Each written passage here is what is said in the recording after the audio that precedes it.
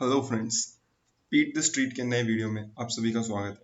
दोस्तों, आज हम बात करने वाले हैं रिलायंस इंडस्ट्रीज की 43rd एजीएम के बारे में, जो 15 जुलाई को होने वाली है। यह रिलायंस की पोस्ट आईपीओ होने वाली पहली वर्चुअल जनरल मीटिंग है since 1985 from the IPO of Reliance. इससे पहले होने वाली सारी एजीएम फिजिकली ही हुआ करती थी, यहाँ तक कि धीरू भाई अंबानी को अपनी एजीएम कोलाबा के एक फुटबॉल ग्राउंड में रखा करते थे ताकि ज़्यादा से ज़्यादा लोग एजीएम में आ सके। अब हम बात करने वाले हैं 2019 की एजीएम में रिलायंस ने क्या क्या बोला था और वो अपने एक्शन पर कितना खरा उतरे हैं। 2019 की बात करें तो 4 सबसे बड़े एक्शन रिलायंस ने लिए थे। पहला, road map to zero net debt to Reliance, stake sale and IPO of Jio and Reliance Retail, 20% stake sale in O2C business to Aramco, monetization of fiber asset। तो ये 4 सबसे बड़े मुद्दे थे जो 2019 की एजीएम में रखे थे। Now let's talk about each point one by one. Company ने अपना जीरो नेट डेट का सपना जो 31 मार्च 2021 को पूरा करना था, उसे समय से काफी जल्दी पूरा कर लिया है by two means, selling stake in Jio and right issue. Now let's talk about the stake sale in Jio।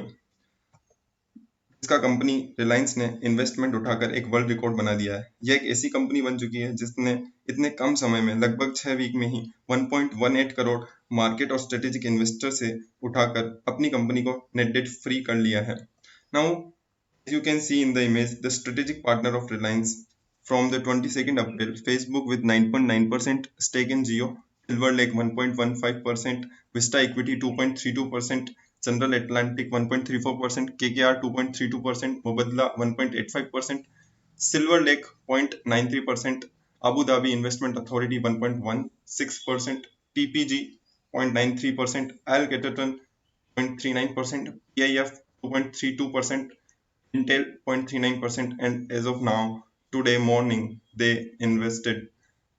take Qualcomm as 1.15%. Thereafter, they also come up with the right issue, India's largest right issue with subscription of 1.59 times to raise 53,125 crore, out of which 25% they already procured. That makes the Reliance net debt free. Moving to next slide, let's talk about India's largest online retail company with 11,784 stores in 1800 plus cities, Reliance Retail. As in their previous AGM, they also said that they will come up with the stake sale and IPO in the Reliance Retail. But as of now, there is no such news.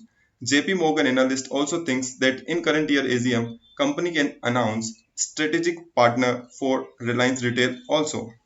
अब हम बात करते हैं O2C business, oil to chemical business के बारे में, जिसकी enterprise value $75 billion की हो चुकी है और Reliance already announce their plan to sell 20% means $15 billion stake in his O2C business to Saudi Aramco in the last AGM.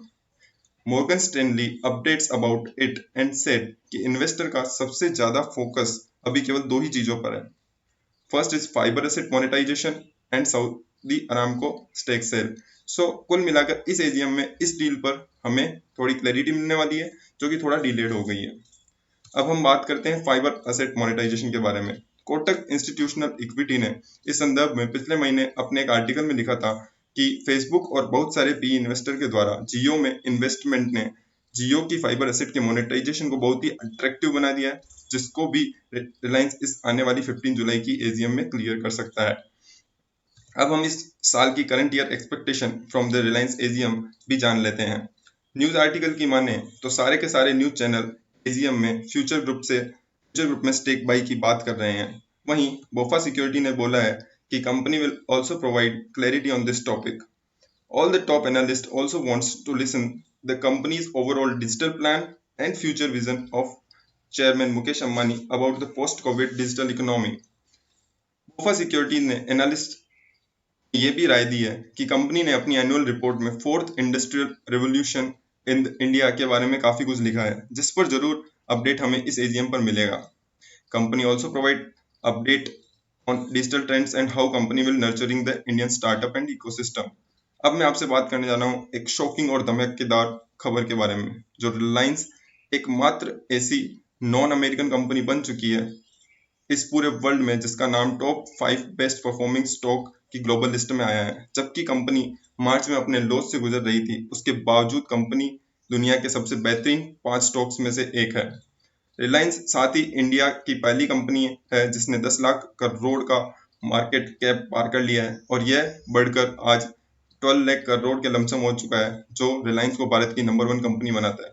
साथ ही साथ 2 दिन पहले ही chairman of Reliance mister Mukesh Ambani पूरी दुनिया के 7वें सबसे अमीर आदमी बन चुके हैं।